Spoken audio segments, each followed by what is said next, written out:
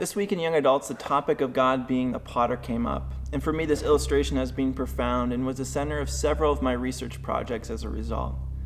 Because of the lasting impact on my life, I hope to share it with you in our Faith-Filled Friday video. In Jeremiah 18 it says, "This is the word that came to Jeremiah from the Lord. Go down to the potter's house, and there I'll give you my message." So I went down to the potter's house, and I saw him working at the wheel. But the pot he was shaping from the clay was marred in his hands, so the potter formed it into another pot, shaping it as seemed best to him. Then the word of the Lord came to me.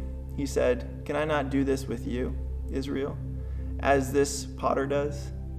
Declares the Lord, like clay in the hand of the potter, so are you in my hand, Israel."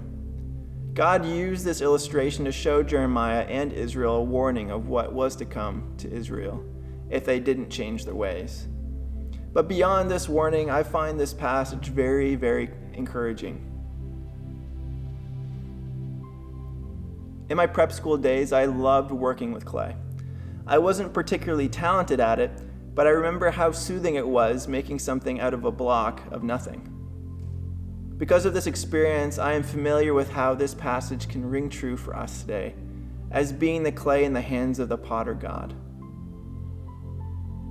It speaks of hardships and struggle, guidance and direction, and identity and purpose.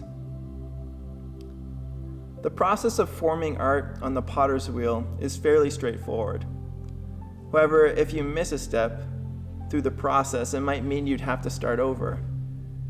Just like it says in verse 4, "But the pot he was shaping from clay was marred in his hands, so the potter formed it into another pot." In prep school, we were taught you had to prepare the clay by kneading it. It was a process that allowed the air pockets in the clay to leave. You would then slap the clay onto the wheel to make sure it would stay on the wheel while it spins. And the third, and probably the most important part of all, was to center the clay.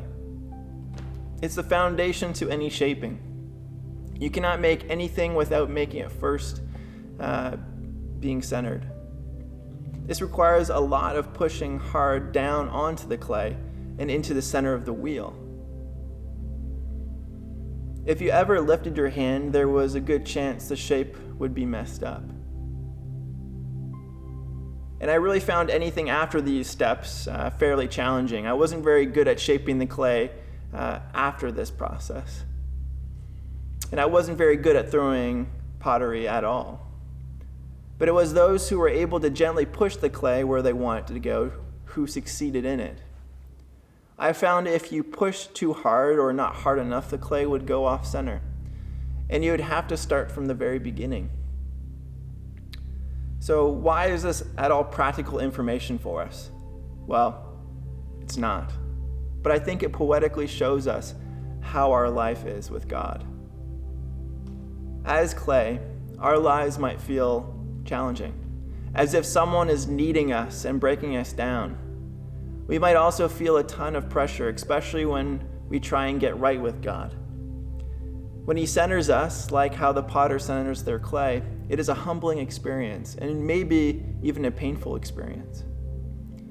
But his hands are on us and won't leave us. From there, God might direct us as he molds us into the person he sees us to be. But in the same process, we might fight him on that. As the clay, if I fight back, there's a chance I'll get off center again. But with humility on our part and patience on God's, we might find ourselves aware of the calling God has for us. You might start to recognize the shape he's pushing you into. He might make you into a bowl or me a cup or them into vases. And each person has a unique calling and purpose on their life. We as the clay still have obligations to be faithful and obedient to God. My favorite verse says, "I urge you, brothers and sisters, in view of God's mercy, to offer your bodies as a living sacrifice, holy and pleasing to God. This is your true and proper worship." This is a daily sacrifice, and one we have to make with our whole selves. Let me ask you a question. How useful is a bowl, mug, or vase with a giant piece taken from the bottom? Let's say if you're trying to make cereal and there's a gaping hole. If we don't give our whole selves and only give portions of ourselves, God's use for us may be limited, like the bowl with the missing piece. We serve a sovereign God who can redirect us, form us, and push us. He can make use of any situation for his glory, but I found a deep sense of my responsibility as his clay and what my role is in him molding me into the person he called me to be. And I hope you found a similar understanding of that in this video. We might see ourselves as just a lump of clay. We might not have the foresight of what God sees in us. We might be struggling to get our life centered, but remember, you are his masterpiece. Rest in his embrace. His hands are on your life. God bless.